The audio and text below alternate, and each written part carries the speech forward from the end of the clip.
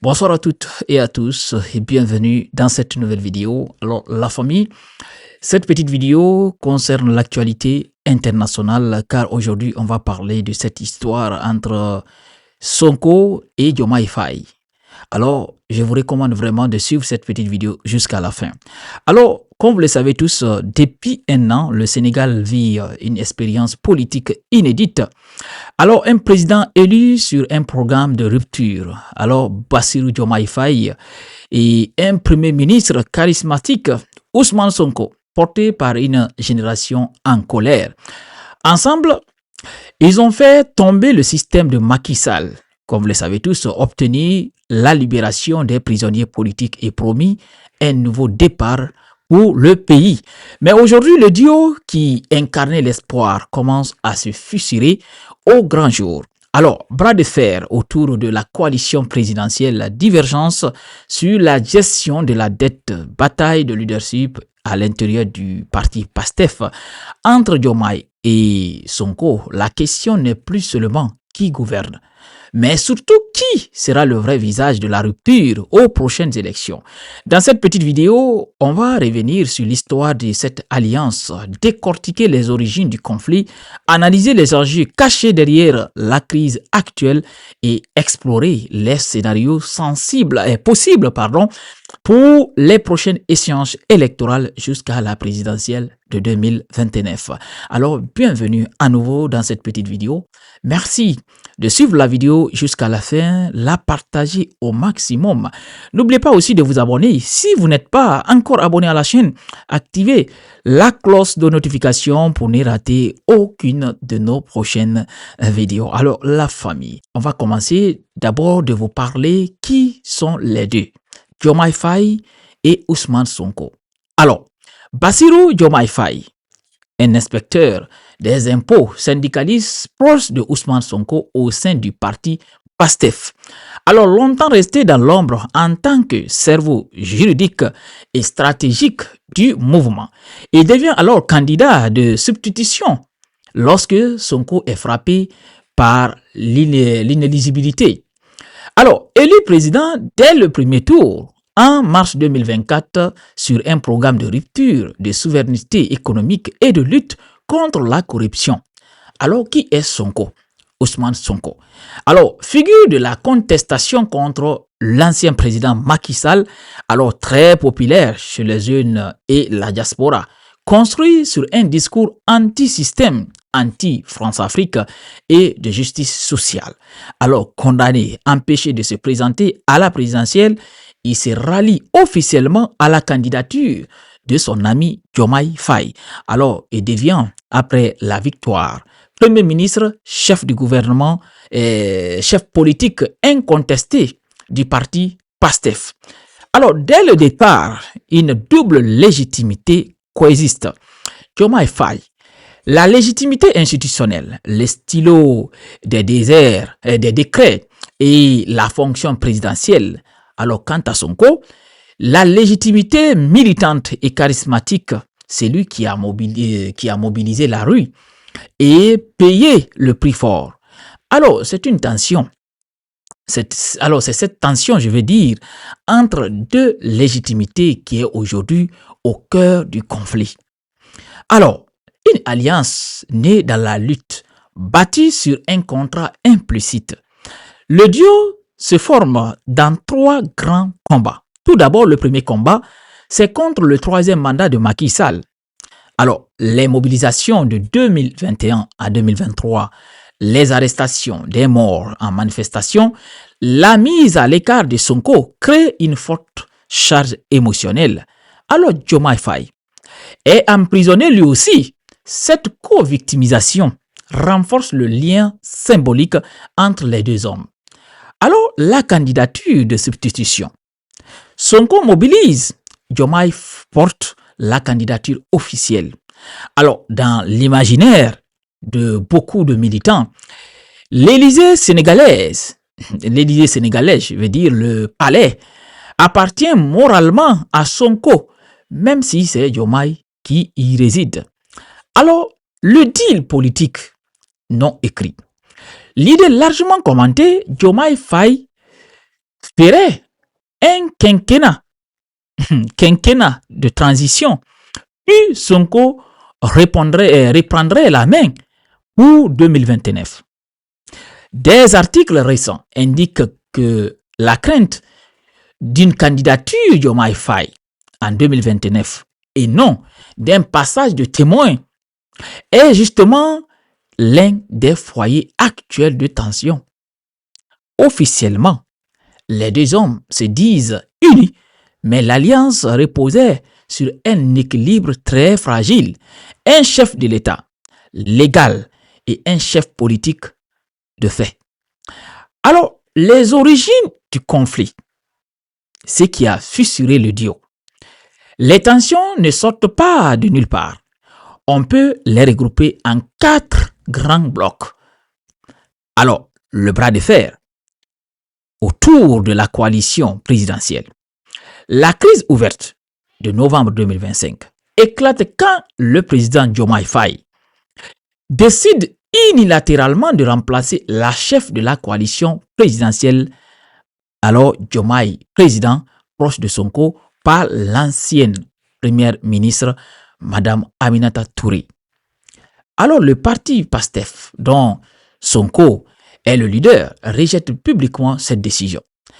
Alors pour les sonkistes, voilà, je ne sais pas si vous arrivez à comprendre un peu le mot, mais au fait, le parti des Sonko, c'est une mise à l'écart de leur cadre au profit de figures plus institutionnelles. Pour le camp présidentiel, il s'agit de rationaliser la coalition et de se donner plus de marge dans les négociations économiques et diplomatiques. Le résultat, la crise devient publique. Les communiqués se répondent, les médias parlent de guerre ouverte et de bras de fer entre le président et son premier ministre Sonko.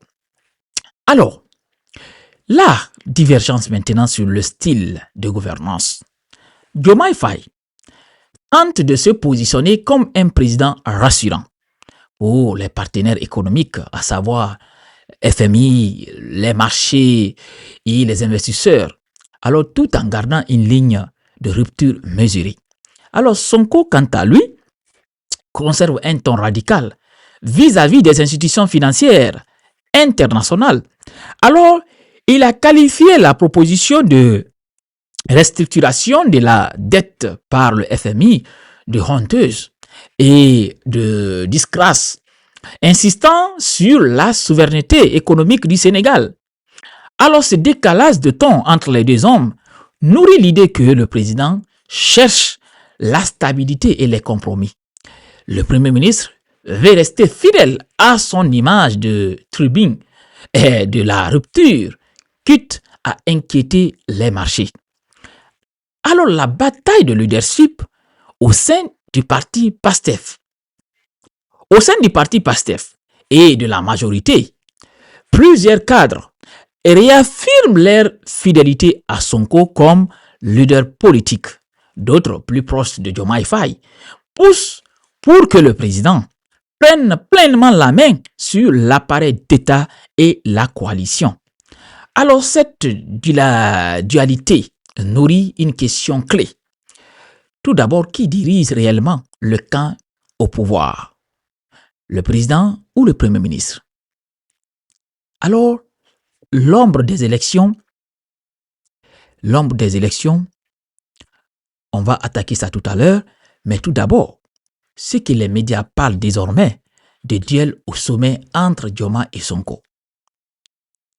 Alors, la présidentielle de 2029, des analystes rapportent que Sonko et son entourage craignent que Diomaye Faye ne se contente pas d'un seul mandat et envisage de se représenter alors qu'une partie de la base militante voyait ce quinquennat comme transitoire pour passer le pouvoir à Sonko. Vous savez, certaines personnes, je pense, se trompent. Le pouvoir peut changer les hommes.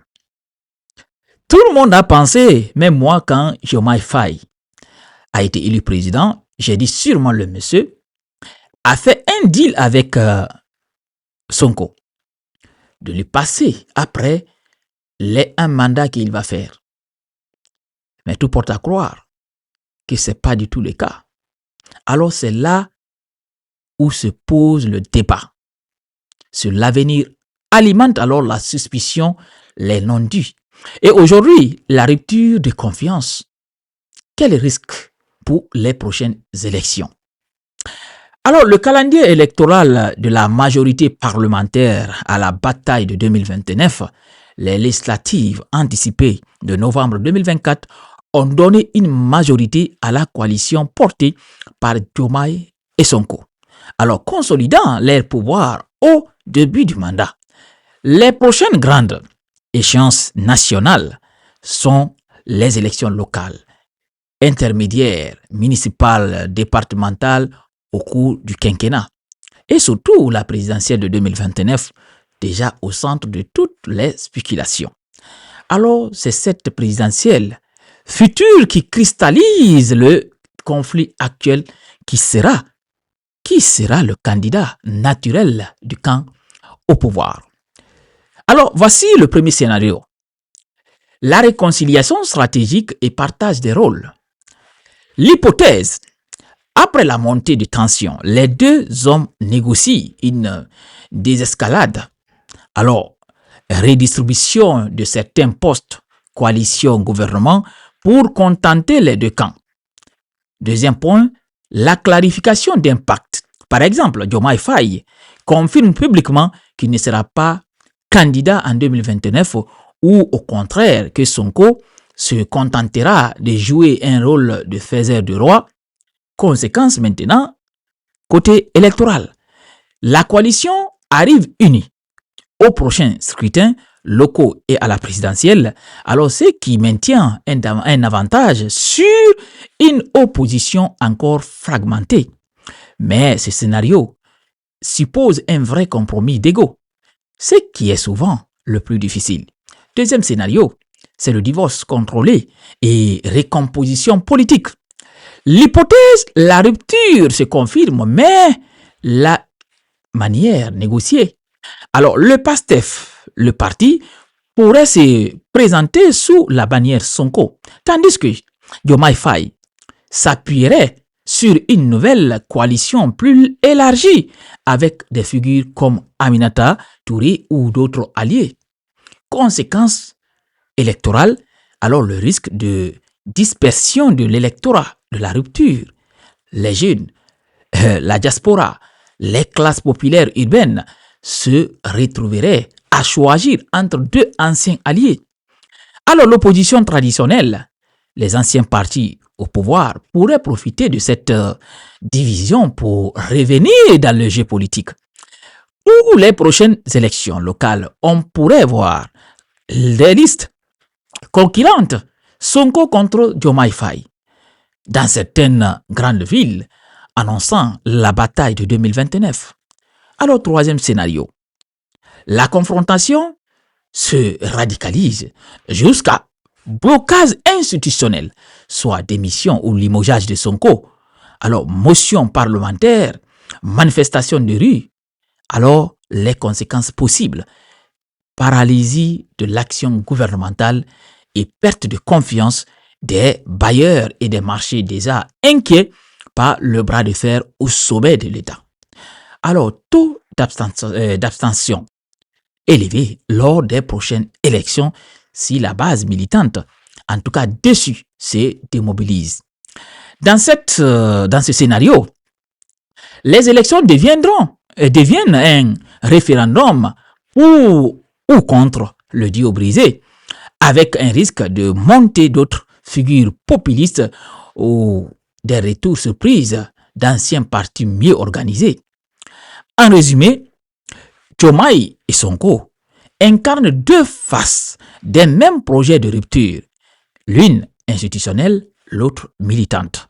Alors, leur conflit actuel ne se pose pas seulement sur la nomination d'une coordinatrice de coalition, il touche au cœur du pouvoir. Alors, au leadership de PASTEF et à la question de qui portera la rupture en 2029. Les prochaines élections locales puis présidentielles seront fortement conditionnées par la réponse à cette question: unité retrouvée, divorce maîtrisé ou explosion totale.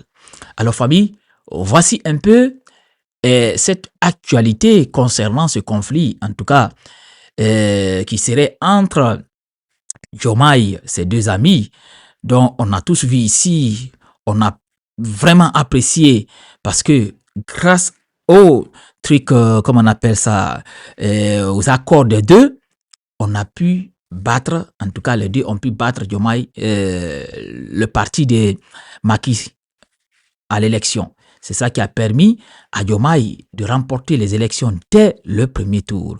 Mais vous savez, le pouvoir, le pouvoir, il faut l'exercer pour connaître. Le pouvoir, tout le monde doutait que Diomaye fasse un seul mandat et puis donner le pouvoir à, comment on appelle ça, à Sonko. Voilà, parce que Sonko même, dans sa tête, peut-être il a pensé que, vu bon, le statut de Diomaye, quelqu'un qui est posé, n'est pas du tout bavard, peut-être il pensait que, même si ce dernier serait là-bas à la présidence, c'est lui qui est au fait qu'on voit comme président, mais derrière c'est Sonko qui dirige le pays. Peut-être Sonko il a pensé comme ça, mais il oublie que, je vous dis encore, le pouvoir est profond. Il faut l'exercer pour connaître.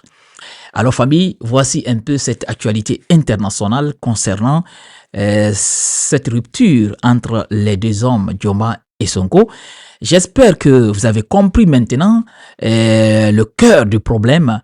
Alors si c'est le cas, partagez cette petite vidéo, commentez-la et mettez en commentaire vous aussi vos impressions concernant cette affaire des deux hommes. Et on se reprend très bientôt pour décrypter d'autres actualités, soit l'international ou bien national. À très bientôt.